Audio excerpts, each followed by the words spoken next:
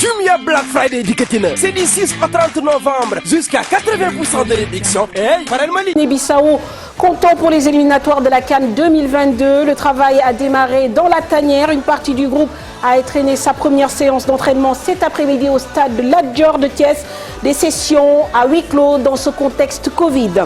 Une équipe qui a subi son lot de forfaits, le lot commun de beaucoup d'équipes en ce moment, des absents pour cause de blessures ou de Covid. 5 joueurs ne seront pas là, dont Idrissa Gana Gueye, Ousseynou Ba ou encore Keita Diao Baldé. Pour les remplacer, des habitués comme Sada Thioub et Naby Sarr, mais aussi des nouveaux venus en provenance de l'équipe nationale U20.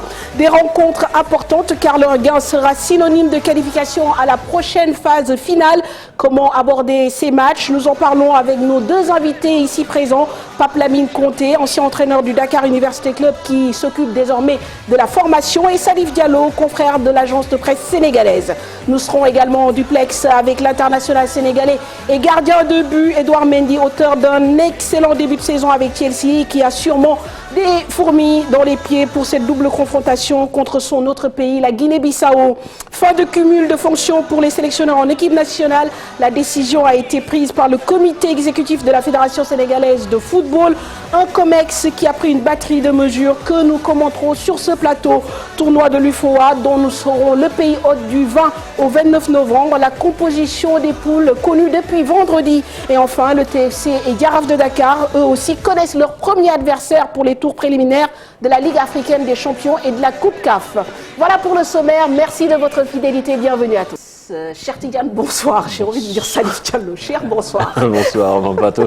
Bonsoir à Salif et à Monsieur Conté. Bonsoir aux téléspectateurs qui nous regardent. Voilà, bonsoir Monsieur Conté. Oui, bonsoir mon Fatou. Bonsoir Salif, cher Tidiane. Et bonsoir à tous les téléspectateurs. Voilà, bonsoir Salif. Bonsoir à tout le monde. Et bonsoir à nos amis téléspectateurs. Voilà. Nous allons, si notre invité est prêt, tout de suite du côté de Sali pour cet entretien avec l'international sénégalais gardien de Chelsea, Edouard Mendy, qui est déjà avec nous via Skype. J'espère qu'il nous entend. Bonsoir Edouard.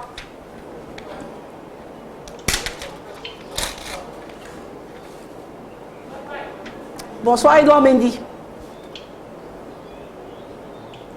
Il ne nous entend pas. Il ne nous entend pas. Bonsoir Edouard Mendy.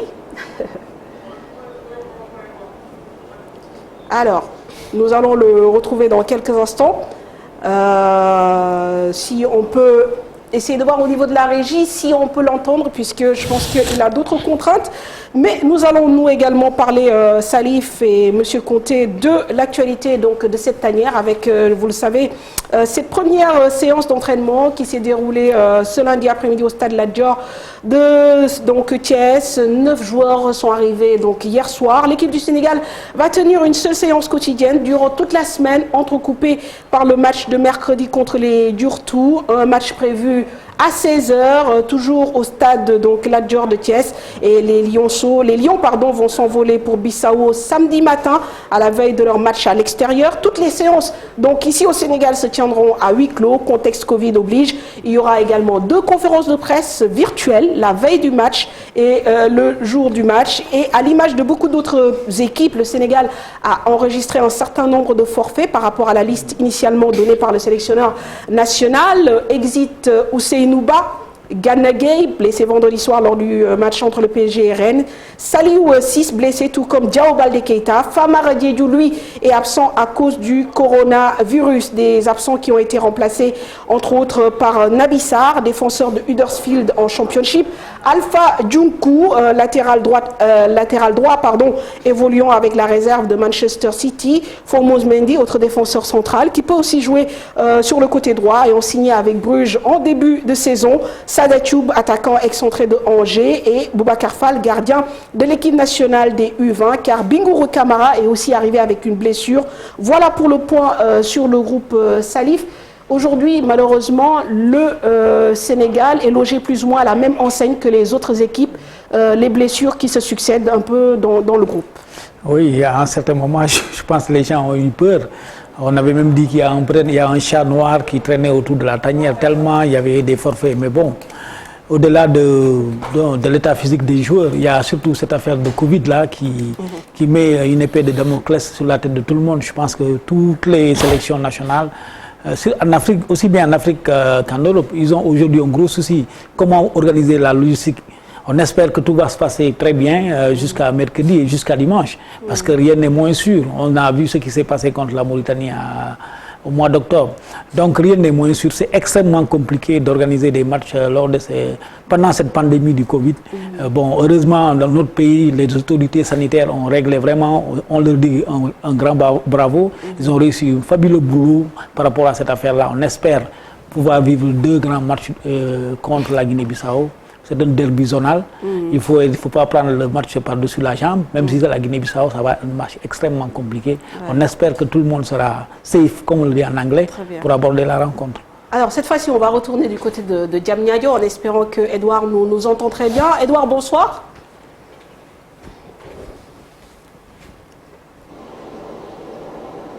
Bonsoir.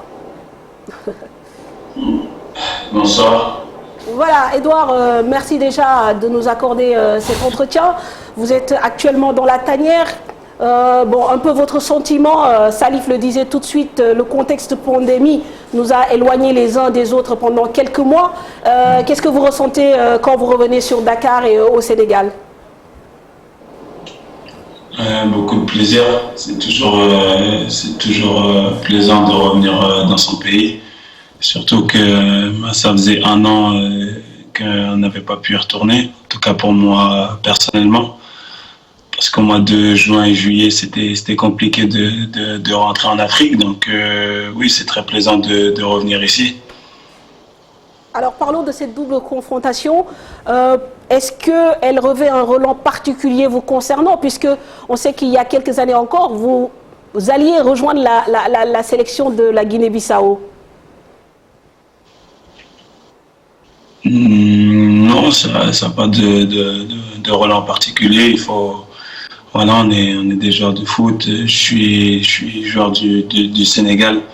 C'est mon pays que je représente. Donc c'est avec beaucoup de force qu'on va affronter la Guinée-Bissau, parce que, comme vous l'avez dit, c'est une très belle équipe. Donc il faudra tout mettre de côté et tout faire pour prendre les 6 points sur les 2 matchs.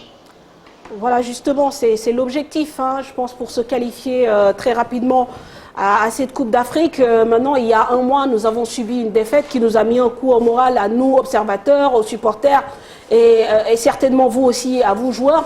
Est-ce que quand même vous allez jouer ces 2 matchs avec une certaine pression? La pression, elle existe à tous les matchs quand le Sénégal joue, parce qu'on est un pays qui est très attendu. Donc la pression, elle est sur tous les matchs. Maintenant, il n'y a pas plus de pression parce qu'on a perdu contre le Maroc. Voilà, il n'y a aucune équipe qui est imbattable, malheureusement. On essaie de gagner le plus de matchs possible avec la manière, surtout.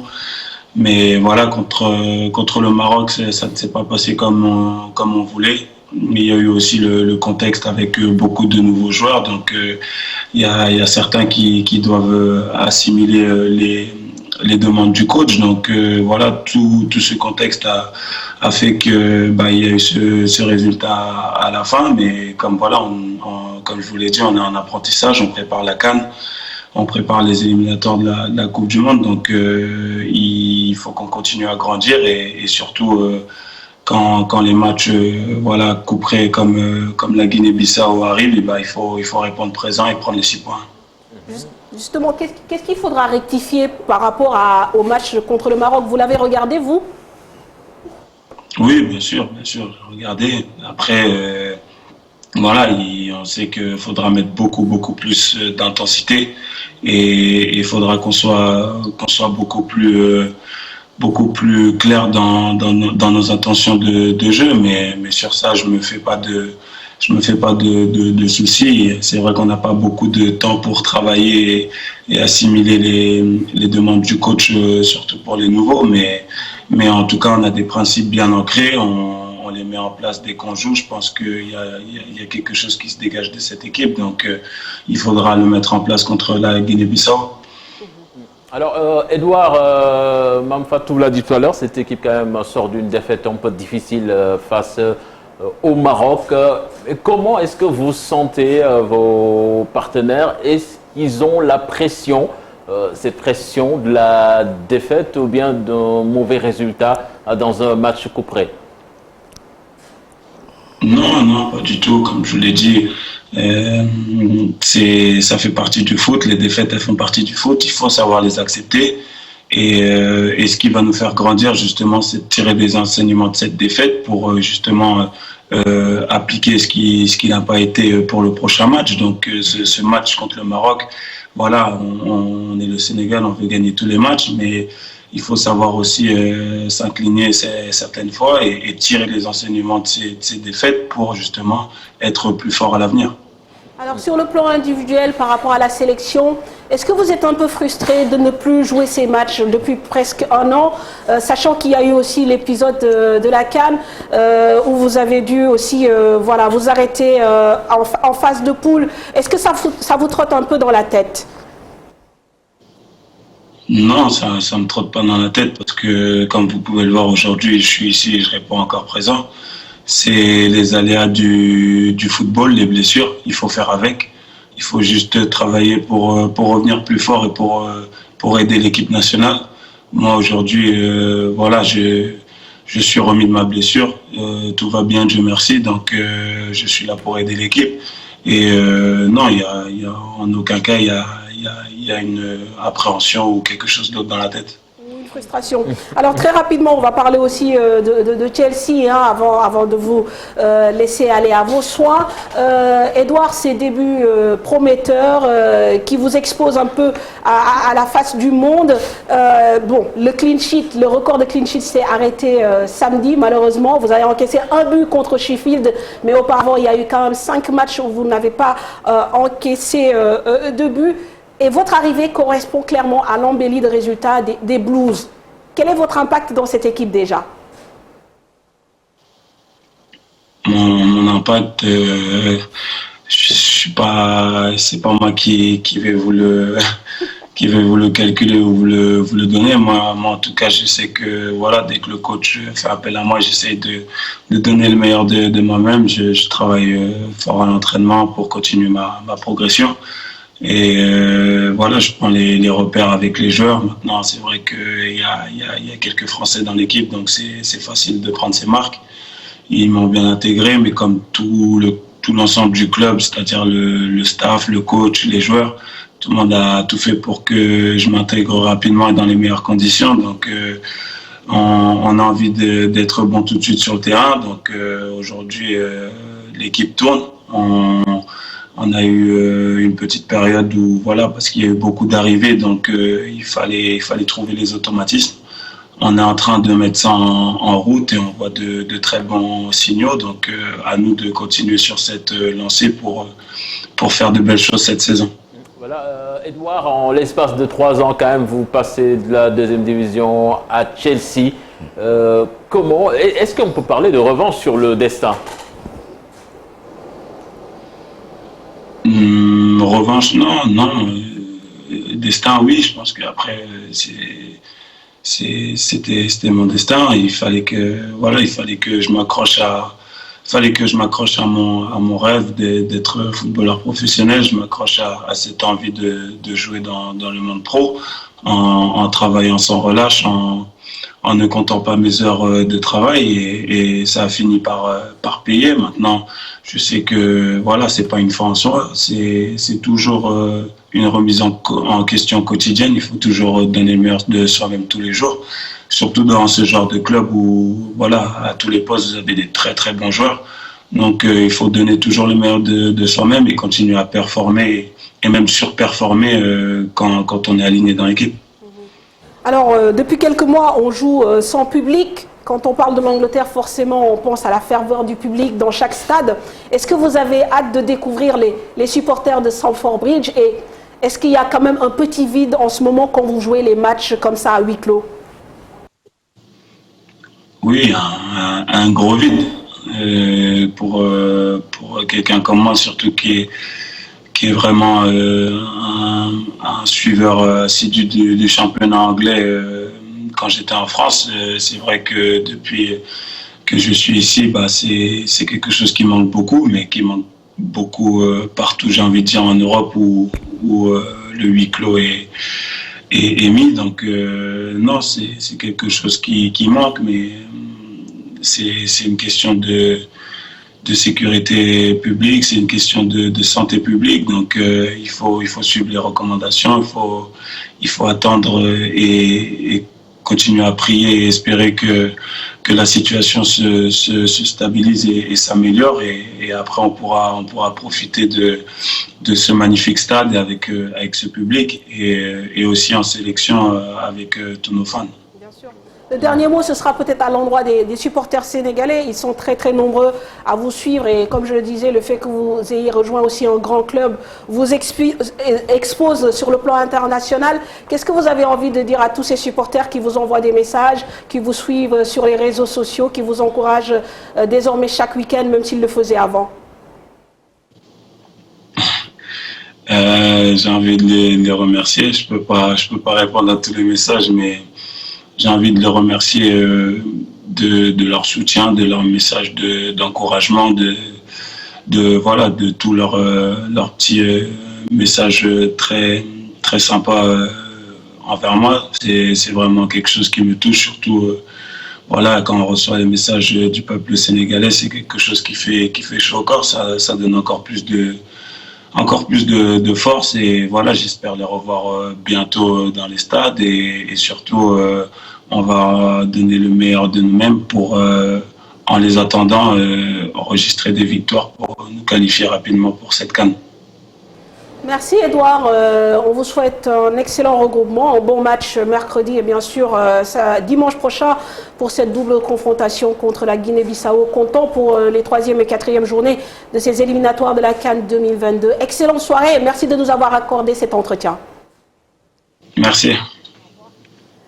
Voilà, donc un petit commentaire. Je pense que c'est un monsieur, comme je le disais souvent, qui a la tête sur les épaules. C'est vrai que la progression, elle ne s'arrête pas, mais le monsieur garde la tête froide. Monsieur Conté? Oui, il me semble très équilibré, et très posé et serein dans ce qu'il dit, et dans son comportement également depuis le début du championnat de la Première Ligue. Il montre ce qu'il sait faire, être présent, verrouiller ses buts. Et bon, c'est ce qu'on sait d'un gardien de but, c'est-à-dire empêcher le but d'arriver. Et c'est ça un gardien de but. Donc il est sur la bonne voie. Il me semble très serein et équilibré. Et bon, bonne trajectoire à lui. Ouais. Est-ce que la concurrence aujourd'hui peut s'imposer entre lui et Alfred Gomis, ou clairement il prend un pas d'avance? Je pense, comme au niveau de Chelsea, il a un peu tué la concurrence. Ça, il faut oser le dire. Je pense qu'au-delà de ses qualités de footballeur, de très grand footballeur, c'est ses qualités humaines. Julien Stéphan, son coach à Rennes, disait justement à son départ qu'il n'a pas seulement perdu un grand champion, mais il a perdu un grand homme. Et ce soir, à travers l'interview que vous avez faite là tout de suite, ça montre vraiment qu'il a la tête sur les épaules. Dans tout son discours, c'est faire preuve d'humilité. Il refuse même de tirer la couverture à lui. On sait que c'est vrai, Chelsea a pris beaucoup de joueurs, mais carrément, quand il est venu stabiliser la défense de Chelsea, c'est pas rien. Aujourd'hui, Kepa, quand même, il est dans l'équipe nationale d'Espagne, dans la Roja. Il était considéré comme le successeur des gardiens espagnols. Prendre la place de celui-là, c'était pas gagné d'avance. Le plus cher du monde actuellement. Justement, donc, c'était pas gagné d'avance. Je pense que c'est du très très très bon actuellement, Edouard Mendy. Vraiment, on croise les doigts pour lui. Et puis surtout, il est conscient d'où il vient quand même. Un gars qui était qui s'est inscrit à Pôle emploi parce qu'il était en chômage et qui se retrouve aujourd'hui gardien de but de Chelsea. Lui-même, il a dit que les choses vont très très vite dans le football. Ah ouais. Et il y a des gens qui se sont retrouvés dans sa situation et qui ont été perdus.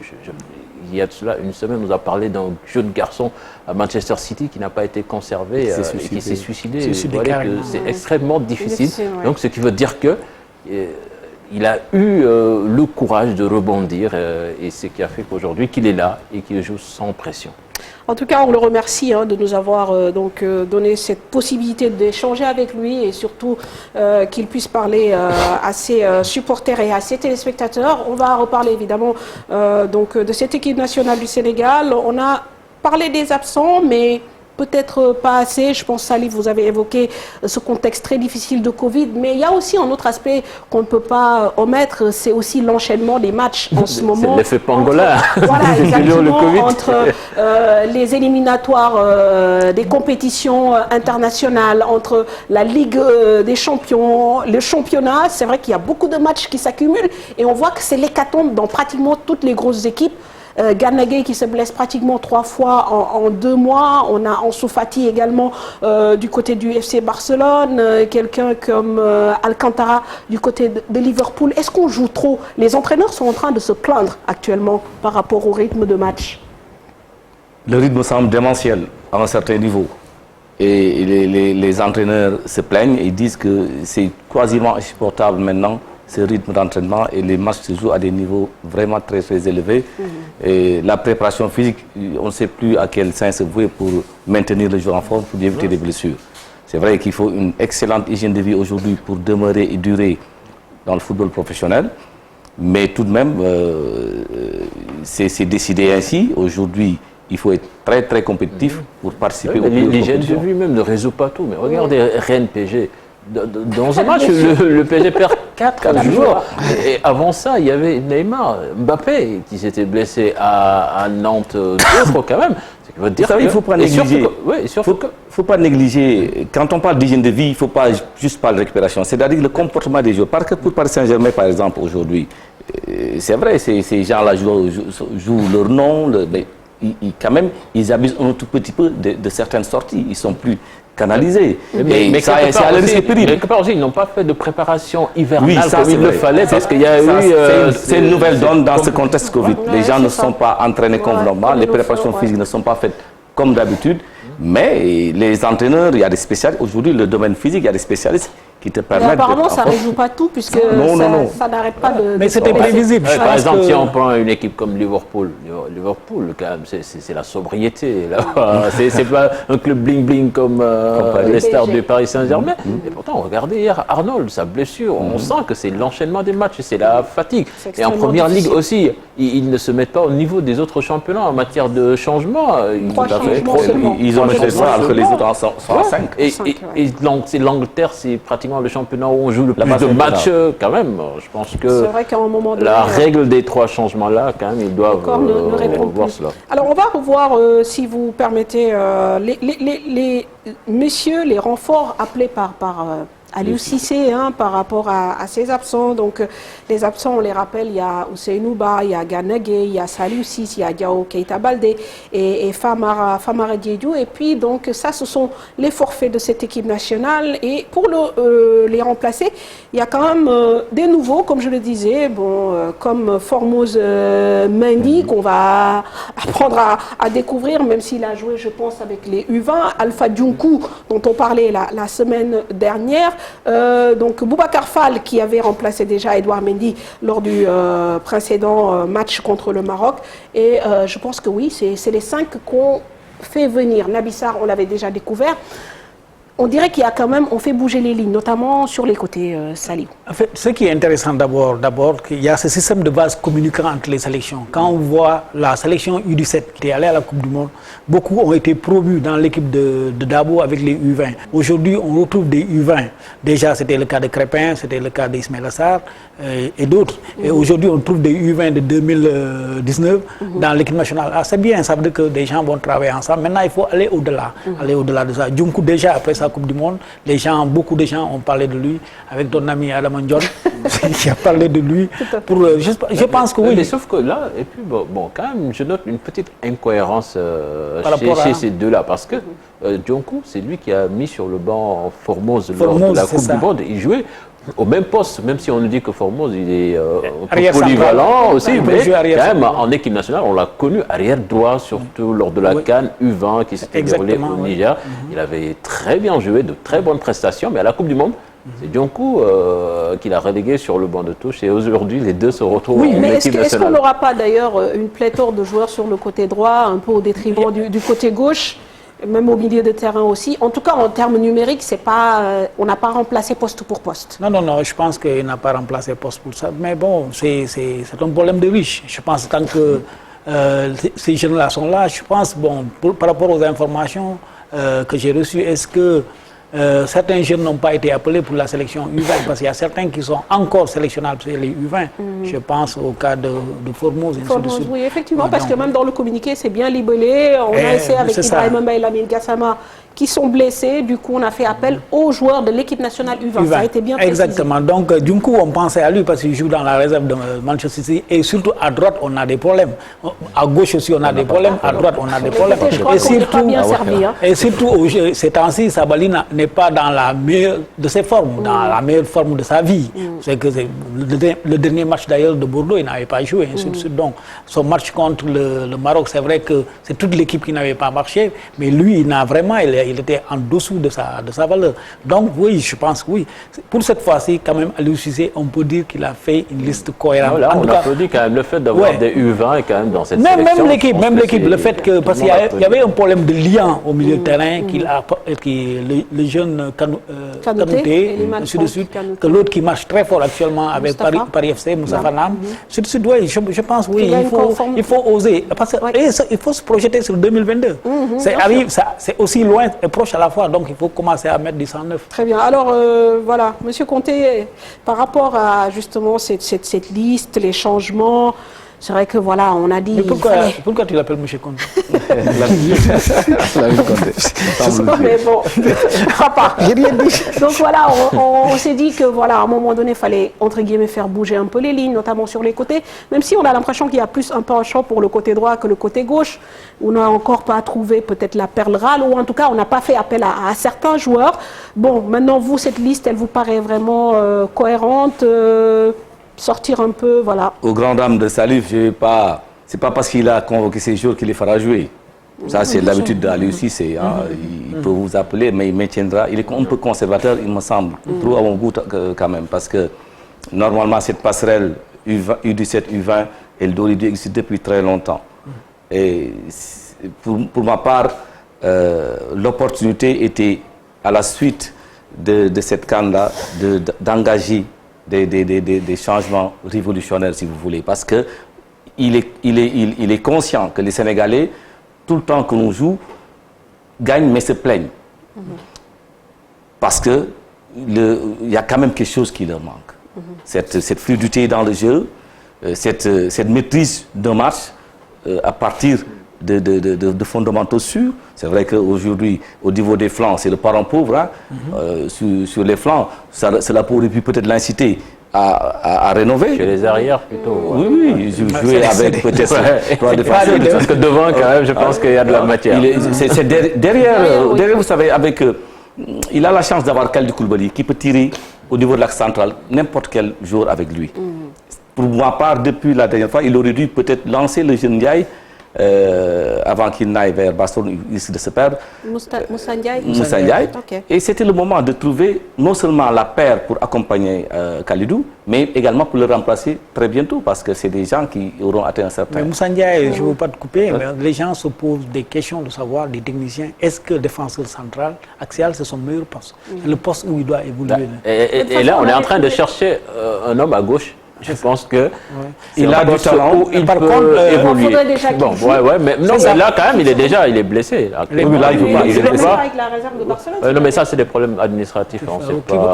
Il a du talent. C'est pas à cause de son talent. Il a du talent et c'était le moment de administratif. Je pense que si c'est réglé, et là, il est en convalescence. Lui, il aime beaucoup Barcelone. Il va nous tirer dans 80. C'est ça. Donc, vous voyez, c'est pas parce qu'il convoque ces gens-là qu'il va les faire jouer. Tant qu'il aura ces hommes qu'il connaît, il va peut-être, par la force des choses, mettre quelqu'un de nouveau. Mais si les hommes qu'il connaît sont là, pour ma part, il les fera jouer parce qu'il est un peu conservateur, il ne prend pas de risques. Et souvent, il y a des caprices du destin qui font qu'un joueur débute au moment où ce n'était pas prévu. Oui, c'est toujours arrivé ainsi. Je disais en journaliste que Alioune Petit-Gueye, feu Alioune Petit-Gueye est venu des Navétanes pour être le meilleur arrière latéral gauche pendant très longtemps au niveau de l'équipe nationale. Ben, le parent pauvre du secteur défensif, c'est donc les flancs. Aujourd'hui, il va essayer certainement des gosses. Il est bon, le gosse qui avait fait la Coupe du Monde des U20. Il y a aussi Ryan Mendy qui a été appelé. Qui vient également. Donc, ça c'est tout heureux qu'il trouve cette passerelle et qu'il y ait de la continuité parce qu'il y avait trop de déperdition entre les catégories. Et on a perdu combien de jours qui sont passés des U17 à l'inconnu. On les voit parce que déjà, l'arrière droit de cette équipe U20, pour le moment, n'est pas encore appelé en équipe A. On ne sait pas s'il n'a pas le niveau ou pas, c'est AO. C'était lui qui arrière gauche. Arrière gauche, oui. Là, on a, Mme le disait, on a un pléthore d'arrière droit par rapport au côté gauche. Sur le côté gauche, quand même. Alors, ça manque. Justement, et l'un des chantiers, bon, c'est vrai que nous, la semaine dernière, on a beaucoup débattu des côtés, des flancs, etc. Mais aussi, il y a bien sûr la question du milieu de terrain. Et là aussi, Aliou Cissé a apporté du sang neuf en convoquant 2 nouveaux joueurs, Eliman Franck Kanouté qui évolue au Cercle Bruges et donc Moustapha Nam dont parlait tout de suite Salif Diallo. Moustapha Nam qui a été interrogé par donc la FSF TV et bien sûr il exprime sa fierté d'être appelé en équipe nationale et compte aussi lui apporter sa pierre à l'édifice. Nous l'écoutons. De satisfaction. J'étais très content quand le coach a fait appel à moi. C'est la première sélection en équipe nationale A, mais j'ai fait auparavant la sélection des jeunes. Mais c'est vrai que la sélection A n'est pas pareille que les autres sélections. Donc c'est un sentiment de satisfaction, de fierté. Voilà, donc comme le disait Salif, Paris FC fait un excellent début de saison, leader de la Ligue 2. Moustapha Nam aussi a bien démarré la saison, bon, sauf qu'il a été suspendu pendant presque 4 matchs où il n'a pas joué. Il a retrouvé les terrains ce week-end. C'est un joueur dont on dit que c'est un box-to-box, même si actuellement au Paris FC il joue devant la défense, mais c'est un joueur aussi qui a été milieu offensif en démarrant ici au Sénégal, donc techniquement qui doit avoir quand même des outils à faire valoir. C'est un très bon joueur. Il était là au Wafou, au tournoi au Wafou, c'est ça, à Thiès. Et déjà en championnat à l'AS Douanes, moi je le regardais, c'est un joueur qui a du ballon, qui a vraiment du ballon, mais c'est vrai peut-être que les gens ont vu avec ses aptitudes physiques, ainsi de suite, il peut jouer devant la défense. Il a un excellent entraîneur, très très expérimenté à René Girard, qui a été international français, qui a été champion de France en 2012 avec Montpellier. Donc il sait où le mettre, quoi. Mais bon, je pense que vraiment, bon, actuellement, c'est vrai, Ghana n'est pas là, mais il y a Pan qui est revenu. Ouais, je pense qu'il va être peut-être un peu le doyen de ces jeunes-là. Mais c'est bien de les appeler. Je pense, même si les jeunes qui sont venus, même s'ils ne vont pas jouer sur le champ, comme l'a dit Diao, des circonstances peuvent les pousser à être intégrés. Et déjà, c'est bon d'apprendre, de se rapprocher de la tanière pour apprendre. On parlait un peu des côtés. Bon, par exemple, moi, j'aurais aimé voir Lassana Faye, les jeunes qui jouent en Hollande, aux Pays-Bas, dont la maman est capverdienne. Il ne faut pas que les gens oublient. Il peut choisir de guerre lasse. Oui, de guerre lasse, il peut dire, puisque les Sénégalais ne veulent pas de moi, je peux aller de l'autre côté. Et il y a aussi un autre latéral qu'on avait perdu un peu de vue, qui revient aussi à Kisocho, Abdallah Ndour. Abdallah Ndour, oui, exactement, oui. C'est ça. Donc je pense que oui, on a de quoi faire quelque chose, oui, mais c'est petit à petit, il ne va pas changer. L'ancien de Djambar qui avait joué pendant certains temps à l'équipe nationale, l'arrière latéral gauche. Djambar? Oui, il a été Djambar avant de partir. Il est à Caen, mais il ne joue pas actuellement. Il disparaît. Il n'était pas mal, c'est vrai. Alors on va avancer. Oui, allez-y. Ok, donc vous parlez du milieu de terrain. Enfin, Aliou Cissé a beaucoup de soucis quand même, avec ses absences imprévues, notamment à Gana Gueye, parce que pour ma part, il devrait construire autour de Ghana pour se faire un milieu de terrain de qualité, où on verra du jeu. Vous parlez de Nam, malheureusement, je ne connais pas. Je ne le connais pas, mais nous avons besoin dans ce milieu de terrain quand même de joueurs très techniques, avec un bon sens du jeu, qui joue vers l'avant. Il y en a un du côté de Monaco, mais il n'a pas encore choisi. Sofiane. Bon, Ça aurait été une bonne pioche. Et il ne faudrait pas être... bon, il y a peut-être le Maroc qui peut être derrière lui aussi, parce que sa maman est marocaine. Très bien. Alors, on va avancer sur les lignes parce que malheureusement, le temps qui nous a imparti ce soir est un peu court et on a beaucoup de choses à dire. On va parler justement du front de l'attaque avec l'un des absents, c'est Famara Diédhiou, mais a priori, on aura de quoi faire avec ses autres compères de l'attaque, dont l'actuel meilleur buteur de Ligue 1 en France, Boulaye Dia, qui enchaîne triplé et doublé et bat même des records avec le Stade de Reims. Il est désormais le meilleur buteur du club dans l'élite au XXIe siècle avec 18 buts. Alors, nous allons regarder ses performances dans cet élément de Florent Barniaï.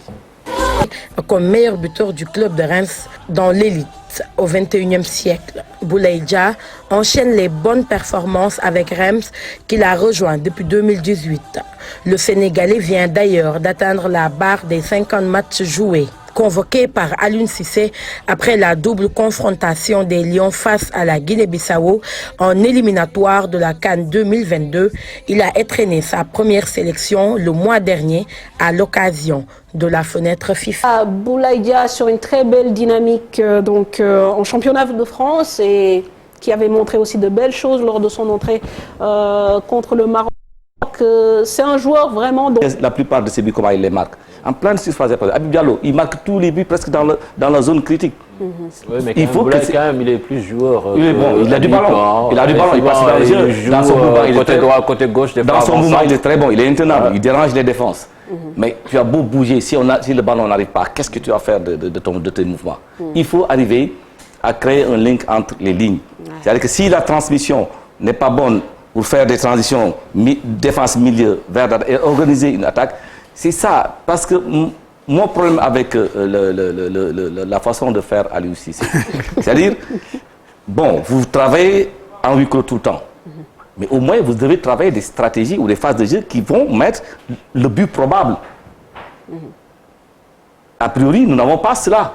Parce que c'est des séquences de jeu où tu ne vois pas qu'est-ce qu'on cherche réellement dans la projection offensive. Est-ce qu'on va en attaque rapide en faisant des transitions juste une passe? C'est le style de l'équipe. Ça reste le style de l'équipe. Il n'a pas le milieu de terrain qui fait des attaques placées organisées en faisant des équilibres. Mais qu'est-ce qu'il faut faire? Il faut prendre des atouts. La vitesse d'Ismaïla Sarr, c'est un atout. L'individualité de Sadio Mané pour le but improbable, c'est un atout supplémentaire. Aujourd'hui, il faut étirer juste la zone d'accélération. C'est-à-dire qu'au lieu d'attendre les derniers mètres pour accélérer, vous fatiguez la défense en les aspirant parce que vous avez des coursiers. Ismaïla Sarr, il faut créer les conditions de confrontation à la vitesse et lui mettre le ballon devant. Ce n'est pas la peine de voir lui jouer le ballon dans les pieds. Et pourtant, parfois, c'est ce qu'on lui reproche aussi, de jouer toujours de la même façon. Non, c'est parce qu'il veut prendre et partir seul. Ce n'est pas bon. Il faut aller dans les espaces et croiser avec le ballon. Il faut que les balles viennent de derrière. En ce moment-là, sa vitesse sera très issue. Et maintenant, c'est à lui de voir. C'est à lui de voir maintenant, à la sortie du dribble ou de la course, qu'est-ce qu'il faut faire pour être précis et jouer comme Mbappé. Parce qu'il faut jouer à la tête. On va terminer sur ces deux matchs. Bon, on attend bien sûr les victoires, même s'il ne faut pas sous-estimer l'adversaire. On attend aussi la manière. Vous pensez qu'on va y aller avec une petite pression quand même, ou le match de mercredi va nous permettre de nous libérer un peu? Surtout les joueurs, pas nous, mais les joueurs. De toute façon, ce match-là, il ne faut pas le prendre par-dessous la jambe. Ça va être un match extrêmement compliqué. La Guinée-Bissau a été qualifiée lors des 2 dernières phases finales de CAN. En 2017, une CAN à 16 aussi, il ne faut pas oublier. En 2019, une CAN à 24. Ils vont vendre chèrement leur peau. Ils ont lourdement chuté contre le Congo lors de la précédente journée. Donc, ils vont essayer de se rattraper. C'est vrai qu'ils n'ont pas les mêmes qualités que nous. Mais c'est un derby. Un derby, ça veut dire tout. Hier, on a vu Saint-Etienne, OL, comment ça s'est passé. Donc c'est un derby, ça va être extrêmement difficile. Le mot Djurtou, c'est un peu chien, quelque chose comme ça. Ils vont se battre comme des chiens. C'est des licaons un peu. Ils vont se battre comme des chiens. C'est comme le nom indique. Il va être vraiment un match fou. Et surtout le terrain de Thiès, on sait que c'est facile de défendre. C'est ça, effectivement. Donc, mais on a entendu tout à l'heure Edouard Mendy le dire, il faut qu'on hausse au niveau de l'intensité. Parce que les joueurs sont conscients que dans ce genre de match, il faut y aller aussi. Oui, c'est ce genre de match-là. C'est vrai qu'il ne faut pas avoir peur de se dire que le Sénégal a une réputation et doit être meilleur que Guinée-Bissau. Il doit venir jouer en favori. Venir jouer en favori, c'est décider de prendre le match en main, créer tout de suite les conditions de mettre de l'intensité et de mettre la panique dans la défense adverse. Non, si vous voulez vous mettre à la balle, les plus faibles prennent confiance et vous attaquent. Ce n'est pas des manchots, les Bissau-Guinéens. Non, pas du tout. Vous les avez vus dans les dernières compétitions. Oui. Donc, ils ont des choses à montrer. Et L'aspect du B est là. le match retour même peut être beaucoup plus facile même que ce match qu'on va jouer à Thiès. Parce que certainement, on va avoir une équipe qui va fermer les espaces et on sait que cette équipe du Sénégal n'aime pas ça. Bon, mais quand même, Donc, au retour, pas de public. Mais quand même, l'idéal, c'est de... Il peut avoir un peu de public quand même. Oui, Parce oui, que la CAF a assoupli ça. Bien sûr. Et en tout cas, pour le Sénégal, il y aura un peu de public puisqu'ils ont remis en place le même système que lors du match amical prévu, mais qui n'a pas été joué contre la Mauritanie. Un système de vente de cartes d'invitation pour donc que certaines personnes puissent assister à ce match. On le rappelle qui se jouera à 16h au stade Lat-Dior. On va passer à une autre équipe, celle des U20, puisqu'on connaît les adversaires de l'équipe du Sénégal dans le tournoi de l'UFOA. Il y a eu donc un tirage au sort qui s'est effectué vendredi et vous savez que cette compétition, c'est nous qui l'accueillons ici au Sénégal du 20 au 29 novembre et les Lionceaux sont logés dans la poule A, donc une poule à 3 avec la Sierra Leone et la Gambie puisque le Cap-Vert a justement déclaré forfait et la poule B est composée du Mali, de la Guinée-Bissau, de la Mauritanie et de la Guinée. Alors match d'ouverture le 20 novembre à 16h entre le Sénégal et la Sierra Leone et c'est un tournoi très important puisque le vainqueur sera la seule équipe qualifiée pour aller en Mauritanie en 2021. Bon, on a quand même largement de quoi faire aussi là, très rapidement. Oui, et le problème c'est que depuis mars on n'a pas joué. Et la plupart, le statut, c'est comme tous les autres, tu vas me dire. Le statut de notre équipe-là, c'est des joueurs qui sont du cru, quoi. On a essayé d'appeler quelque chose. Et c'est extrêmement compliqué. Il n'y a qu'un seul, c'est le champion qui va se qualifier. C'est extrêmement compliqué. Il ne faut pas se louper. Il ne faut pas se louper. Et le champion d'Afrique en titre est dans cette zone. C'est le Mali. Ouais. Le Sénégal est finaliste. Le Mali est... Bon, il y a la Guinée aussi. Ça va être... on ne jouera que 2 matchs en poule. Eux, ils auront le temps de monter en puissance avec 3 matchs. Bon, ce n'est pas mon inquiétude. On y va avec quel entraîneur? Dabo. Ah non, avec Youssouf Dabo. Oui. C'est sûr qu'il va accepter avec cette la proposition. La proposition, on en reparle. C'est dans 3 mois. Il a le temps de voir venir. Mais il peut choisir dès demain. Oui, ça aussi c'est possible. Non. Mais il y a un délai de 3 mois, donc je pense qu'on Dabo a montré devant tout le monde ça. Non, c'est un homme de parole. On ne va pas déflorer le débat puisqu'on va... Voilà, exactement. Alors on va parler aussi de nos représentants en Afrique parce que là aussi on connaît les adversaires pour le premier tour et même pour le deuxième tour, Salif, s'ils franchissent la première étape. Donc Gambia AF, donc qui va rencontrer Teungueth FC. Le vainqueur jouera contre le Raja de Casablanca du Maroc. C'est vrai que quand on voit cet adversaire, forcément on prend une chape de plomb. Mais dans le foot tout est possible. Il faut déjà battre les Gambiens. Et puis le Giraffe contre Kano Pilar de Nigeria. Là aussi c'est un adversaire un peu difficile. Quand on entend le Nigeria, déjà, on se dit ça va être difficile. Et le vainqueur, donc, entre Giraffe et Kano Pilar, va rencontrer le FC San Pedro de la Côte d'Ivoire. Les phases allées, les 27 et les 29 novembre. Phase retour, 4 et 6 décembre. Il ne faut pas tuer la peau de l'ours. Il ne faut pas vendre la peau de l'ours avant de l'avoir tué. Il faut d'abord qu'on se sorte de ces matchs de premier tour. Et il ne faut pas oublier qu'en 2014, non, en 2012, 2 équipes gambiennes ont éliminé 2 équipes sénégalaises. Gamtel avait éliminé le Casa Sport et Birkama United avait éliminé l'Union sportive de Wakam. Donc c'est récent, c'est 2012, c'est 8 ans. Bon, donc il faut 8 ans, c'est pas beaucoup. C'est pas beaucoup. Donc il faut faire attention. C'est des matchs qui vont se jouer. Aujourd'hui les Gambiens ont pris confiance. Les meilleurs joueurs gambiens, il ne faut pas oublier, ils viennent jouer ici. Donc ils connaissent le football sénégalais. C'est sur le terrain que ça va se passer. C'est vraiment sur le terrain. Parce que j'ai peur que tout le monde se projette déjà sur le Raja. Non.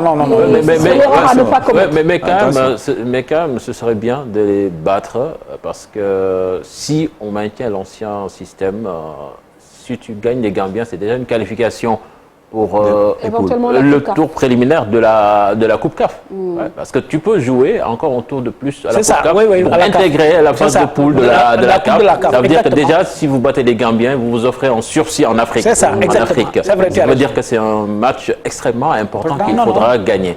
Après, le Raja... Pour l'histoire de Teungueth FC qui a fait 10 ans, qui va célébrer ses 10 ans au mois de décembre, c'est vraiment bien pour l'histoire que enfin, je n'ai rien contre mes amis mauritaniens, je les adore. Nouadhibou FC était en phase de poule de la Coupe de la CAF la saison dernière. Esaïe du Bénin aussi était en phase de poule. Enfin, il faut que nos équipes aient de l'ambition pour intégrer la phase de poule de la Coupe de la CAF. L'ambition, mais sans compétition. C'est-à-dire que... Mais ça a été toujours comme ça. La GIA, quand elle faisait cette demi-finale de Ligue des Champions, elle n'avait pas joué, il n'y avait pas de championnat au Sénégal. Elle a fait une finale de Coupe de la CAF en 1999. Elle est régulièrement qualifiée en quart de finale et une fois en demi-finale de la Ligue des Champions. Mais il n'y avait pas de championnat à l'époque au Sénégal. D'accord. Alors, oui, moi, il me semble que quand vous évacuez comme ça notre participation aux compétitions africaines, c'est un énorme problème par rapport à notre football local. C'est un débat qui doit être sur place. Pourquoi nos équipes n'arrivent pas à passer? Moi, je sais pas. Vous connaissez bien ce football local. Vous avez joué, vous avez entraîné le Dakar Université Club. Pourquoi? Parce qu'au Sénégal, déjà, on ne travaille pas assez au niveau des clubs. Vous voyez les clubs, les problèmes qu'ils ont pour s'entraîner. Ils n'ont pas de terrain pour s'entraîner. On ne joue plus au football au Sénégal. On ne peut pas prétendre dominer l'Afrique ou émerger en Afrique sans jouer ici. Vous n'avez plus de stade aujourd'hui. Nous allons à Thiès. C'est un stade de récupération pour jouer des matchs de Coupe d'Afrique. Nulle part ailleurs au Sénégal, vous n'avez un stade pour recevoir une équipe nationale. C'est un problème, le problème du football local. Pour jouer au football, il faut des infrastructures. Il n'y en a pas au Sénégal. Vous n'en avez pas. Dembo Diop et vos hégémonies, stade Babacar Seye de Saint-Louis. Mais on ne parle même plus de ce stade-là. Il est aux oubliettes. Côté, on ne va pas dire que c'est une bonne situation. Bon, c'est vrai. Mais la Guinée qualifie régulièrement. Ils ont qu'un seul stade fonctionnel, c'est le stade. Oui, on ne peut pas. Sauf que le Orea fonctionne comme une équipe nationale. Voilà. Le Orea, il n'y a que des internationaux. C'est ça, non, je veux dire que le problème d'infrastructure, oui, c'est un problème, mais ce n'est pas... C'est pas le seul problème. C'est ça, c'est pas le seul problème. Ça peut pas être... C'est-à-dire que c'est pas le seul problème, je veux dire. Mais c'est un nœud gordien. C'est-à-dire qu'aujourd'hui, le Sénégal est la première nation africaine de football. Sur le classement FIFA. Sur le classement FIFA. Vous venez au Sénégal, vous voulez faire un reportage, allez voir les clubs de football du Sénégal. Duc, je voudrais bien vous recevoir, mais regardez le terrain avec lequel nous nous entraînons. C'est partout ailleurs la même chose. Nous sommes peut-être privilégiés. Nous avons un stade, mais l'autre, ils vont de location en location, dans des centres comme ça. Le problème, il est profond. Il y a le tirage également. À chaque fois, on peut sur l'ogre égyptien ou l'ogre marocain. Peut-être parce qu'on est super mal classé en termes de ranking. Et pourtant, c'est un chouïa. C'est un chouïa. Génération Foot a raté la qualification en phase de poule contre le Zamalek. Mais malheureusement, Génération Foot derrière aussi se fait éliminer par une équipe béninoise. Mais c'est la conséquence de cette élimination par le Zamalek. Après, on a une équipe démobilisée. Oui, mais bon, tout à l'heure, tu as parlé de sursis. Je veux dire, il y a des opportunités, on ne les rate pas. Je suis désolée. Mais quand on est un champion, on doit pouvoir se relever. C'était pas raté. C'était pas raté, je suis d'accord. On est d'accord. Alors, on va parler à présent donc du sujet abordé tout de suite par Salif concernant bien sûr certaines mesures prises par le comité exécutif de la Fédération sénégalaise de football qui s'est réuni jeudi dernier et donc parmi celles-ci une mesure très forte, celle de contracter à titre permanent avec les sélectionneurs des équipes nationales et par conséquent d'arrêter le cumul de postes pour ces mêmes entraîneurs. Une décision à laquelle adhère Talafal pour le chargé de communication de GF. En s'occupant exclusivement des sélections, les entraîneurs pourront sillonner le pays à la rencontre des talents dans les coins les plus reculés. Un moyen aussi de travailler et de fédérer autour de la direction technique nationale. Nous écoutons Talafal au micro de Mamadou Ndiaye et Djili Diémé. Des entraîneurs nationaux, des pigistes. Parce qu'en général, on ne les paye que par rapport à des campagnes. Aujourd'hui, on se rend compte qu'il y a eu tellement de choses qui ont été dites de part et d'autre concernant la sélection de certains de nos gamins. Et ce n'est que justice. Parce qu'on ne peut pas entraîner une équipe de jeunes et vouloir s'occuper aussi d'une équipe première en ligue professionnelle. Donc à partir de ce moment, le fait de pouvoir se consacrer uniquement à la préparation d'une équipe nationale, ça veut dire que maintenant, on les embauche à plein temps. Donc ce n'est plus par rapport à des campagnes, mais c'est au moins une embauche à plein temps. Et je pense que c'est important parce que les entraîneurs pourront au moins sillonner le Sénégal, faire le tour, aller voir d'autres régions pour pouvoir au moins sortir par exemple, tout ce qu'on a comme talent caché dans ce pays. Le problème, c'est de se mettre à niveau, de voir l'évolution du football. Ça veut dire maintenant que ces entraîneurs-là seront à la disposition d'une grande direction technique nationale. Je pense que c'est ça qui est important. Qu'est-ce qu'on va mettre en contenu dans la direction technique nationale? Est-ce qu'on va faire appel à tous les analystes vidéo, à tous les entraîneurs nationaux pour pouvoir au moins fédérer, par exemple, toutes leurs connaissances et travailler ensemble, donner leur avis par rapport aux choix techniques, aux choix tactiques, à la préparation mentale, au staff technique. Et donc, je pense qu'aujourd'hui, ils ont le temps. Et c'est à la fédération de réunir toutes ces compétences-là pour pouvoir au moins travailler ensemble. À cette décision de mettre fin au cumul, même si on ne règle qu'une partie du problème, puisqu'on parle des sélectionneurs, mais on ne parle pas forcément des staffs.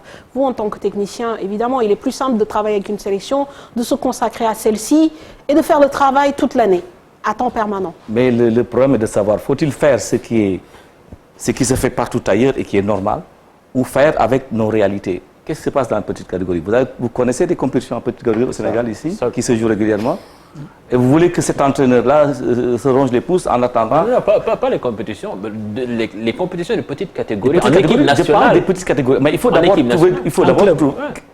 qu'il y ait des compétitions en club d'abord, pour qu'ils puissent se déplacer, faire des sélections, travailler à plein temps. Parce que aujourd'hui, peut-être les entraîneurs des équipes nationales en Afrique ou au Sénégal sont les mieux payés, rapport heures de travail et salaire.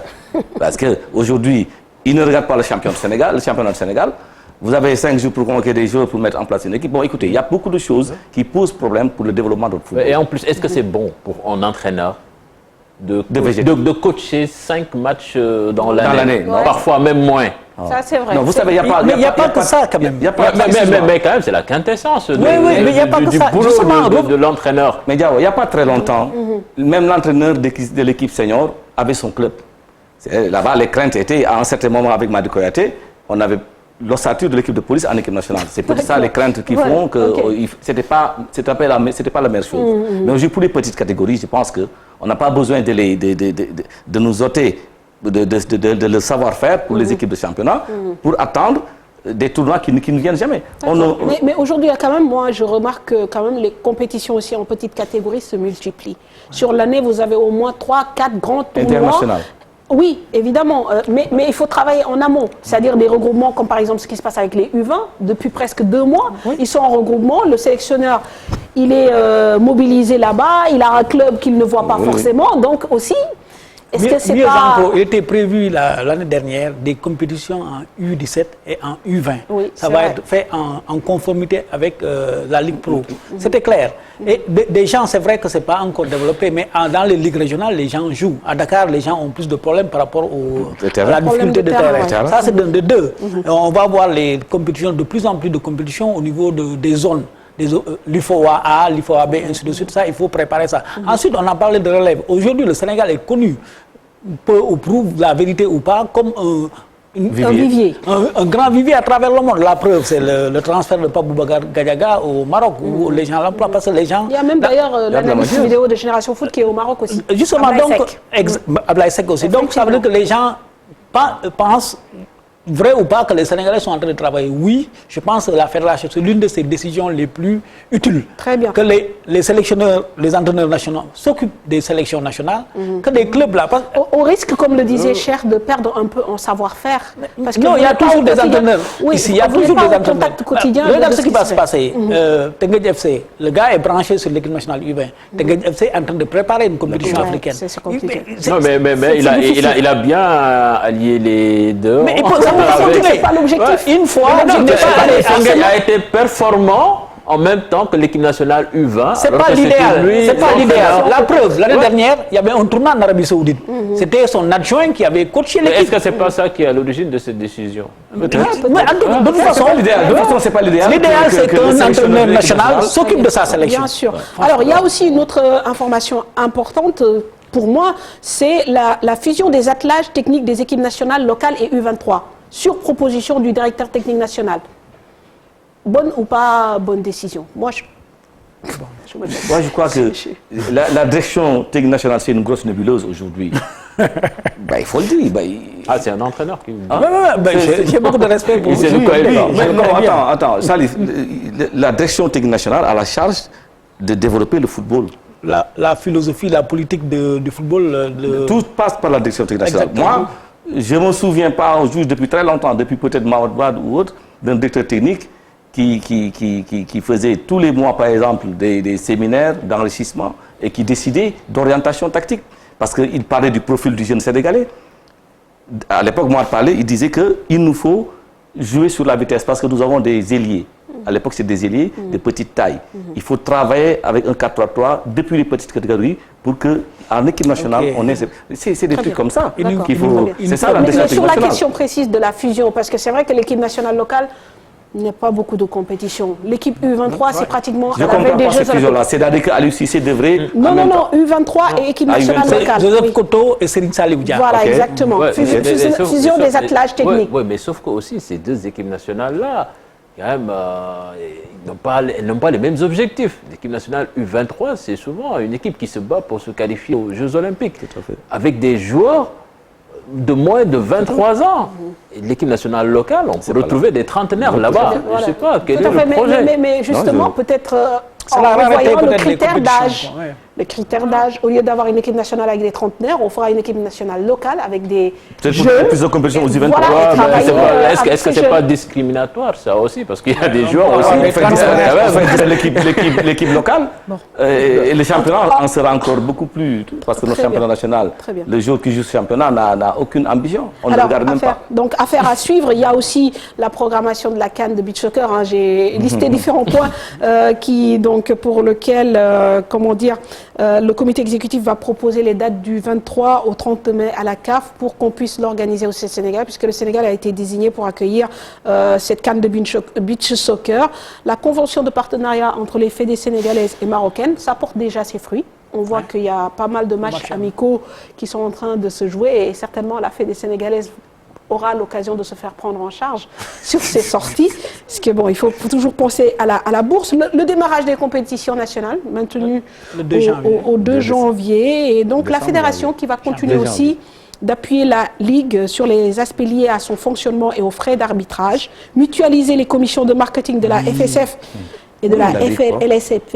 Et la FSF va également convoquer les dirigeants qui réclament leurs sous depuis 2016, 2017 et 2017, 2018. C'est pour leur rendre leurs sous ou bien... Certainement. Ils vont discuter. De toute façon, je pense que c'est des sommes dues. Ils ont mérité d'encaisser cet argent-là. Si la fédération a des liquidités, je pense que oui, elle a des liquidités. Il faudrait payer ces gens-là. Ils ont mérité le titre sur le terrain. Et quand les gens peuvent donner des subventions, Covid et je pense que cette équipe mérite qu'on leur rembourse leur argent. Ils méritent 2016, 2017. 2017, 2018, ça commence à dater quand même. Très bien. On parle de convocation pour discuter de ces sous. Mais est-ce qu'on peut trouver un autre mot mieux que convocation? Non, pas convocation, c'est moi qui l'ai employé. Mais en fait, discuter pour discuter des voies et moyens certainement d'éponger ces dettes. Qui n'est pas utilisé le bon mot, tu as raison. Alors, on va parler aussi de l'AG, de la fédération, donc, qui, après plusieurs reports à Toubab Dialaw, est fixé au 28 novembre. Et ce sera aussi l'occasion de parler de la LSFP, parce que là aussi, il y a une AG élective qui devait se tenir depuis fin octobre. Elle va être décalée, je pense, jusqu'à l'AG élective de la Fédération sénégalaise de football, pour qu'on harmonise les calendriers. C'est pas plus mal. Mais bon, même s'il y avait des gens qui fourbissaient leurs armes pour la présidence de la Ligue Pro, je pense que c'est pas plus mal d'harmoniser. Et puis ensuite, je pense qu'il faut faire un toilettage des textes. Parce que la dernière fois, ce qui s'est passé en Assemblée générale, là, on a passé toute une nuit là, en Assemblée générale. Ça, c'est dépassé, quoi. Je pense que les gens doivent essayer de voir. Le Sénégal, quand même, c'est ça. Il y a beaucoup de bons juristes sportifs, et ainsi de suite. On a beaucoup de gens calés. On doit réfléchir à mettre sur pied des instances vraiment modernes. C'est-à-dire, comme les Ivoiriens le font, les votes par équipe, par team, et ainsi de suite. Bon, on a 3 ou 4 candidats, mais par team, on ne vote pas seulement pour une personne, mais on vote pour une équipe et son programme. Alors, donc, en attendant, ce sont les organes dirigeants dirigeants qui continuent d'assurer la gestion des activités du football professionnel. Donc l'équipe qui est en place, d'ailleurs en parlant de toilettage des textes, un séminaire est prévu du 4 au 6 décembre justement pour l'élaboration de documents de cadrage du toilettage des textes demandés par la FIFA. On va terminer par ce point, la multiplication, Salif, des candidatures à la présidence de la CAF. Il y a encore une semaine, on n'avait qu'un seul candidat, Ahmad. En moins de 3 jours, on a rajouté 3 autres candidats, à savoir Jacques Anouma, l'Ivoirien, Patrice Motsepe, le Sud-Africain, donc propriétaire des Mamelodi Sundowns, et tout à l'heure, en début de soirée, Ahmed Yahya, président de la FFRIM. Vous avez tout cité, il n'en reste pas un. 4. Ah, et on parle. C'est un site mais algérien. on va parler des candidatures officielles. Ouais. En fait, quand on voit ces 4 personnalités-là, au moins il y a une personnalité qui est très proche du président sortant. Je veux parler d'Ahmed Yahya, qui a été nommé à la limite dans le comité exécutif de la CAF, qui est très proche, qui est un dirigeant qui a fait de très bons résultats avec le football mauritanien, c'est clair. Mais pourquoi il a présenté sa candidature, c'est la grosse question. Est-ce que ça veut dire, les gens parlent de la possibilité que le comité éthique de la FIFA recale la candidature, invalide, merci pour le terme, invalide la candidature du président sortant.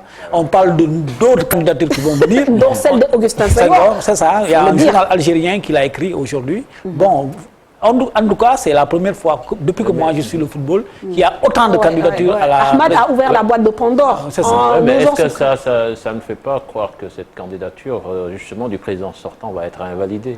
C'est la grosse question, c'est les rumeurs qui circulent. Quand même que les voix commencent Parce que les gens disent, officiellement, les Sud-Africains te disent, les journalistes sud-africains te disent que Motsepe est le candidat de la FIFA. On disait en 2017 que Ahmad était le candidat de la FIFA. Mais alors, la filière, entre guillemets, la partie anglophone n'a pas eu à souvent diriger la CAF, en tout cas sur les 30 dernières années. Est-ce que vous pensez qu'aujourd'hui, on va changer de paradigme, quitter un peu l'Afrique de l'Ouest, l'Afrique centrale et aller vers... Le problème, les gens ne font pas assez confiance aux dirigeants sud-africains parce qu'ils sont dans un autre monde par rapport au monde du football africain. Quand vous voyez ce qui se passe dans le championnat, dans la PSL, la Ligue sud-africaine, ça n'a rien à voir avec les autres parties de l'Afrique. Un club comme les Mamelodi Sundowns, les Kaiser Chiefs, les Orlando Pirates, c'est comme des clubs européens. Ils ont une mentalité d'Européens, ils ont les moyens, ainsi de suite, les télévisions qui donnent, ainsi de suite. Est-ce que cette personne-là, si on met à la tête de la CAF, il va régler les problèmes d'une fédération désargentée comme celle du Seychelles, de la Gambie ou du Sénégal? On ne sait pas, c'est ça la grosse question. Et Danny Jordan, qui était candidat pour représenter sa zone à la FIFA, a été battu par un candidat malawite, vous imaginez? Parce que les gens ne font pas confiance aux Sud-Africains. En tout cas, lui, Motsepe, il a déjà reçu, je pense, le soutien de la fédération sierra-léonaise, nigériane et botswanaise. Très bien. Donc, mais à Anouma, il lui manque encore un parrainage. Non, officiellement, de source sûre, pas officiellement, de source sûre, il a déjà acquis les deux parrainages plus la fédération ivoirienne. Oui. Il y a la fédération béninoise, il y aurait eu, ce qui n'est pas encore qu'il a, la fédération togolaise. Très bien. Si jamais Augustin se présentait... il peut avoir la fédération guinéenne, gambienne, bissau-guinéenne, et ainsi de suite.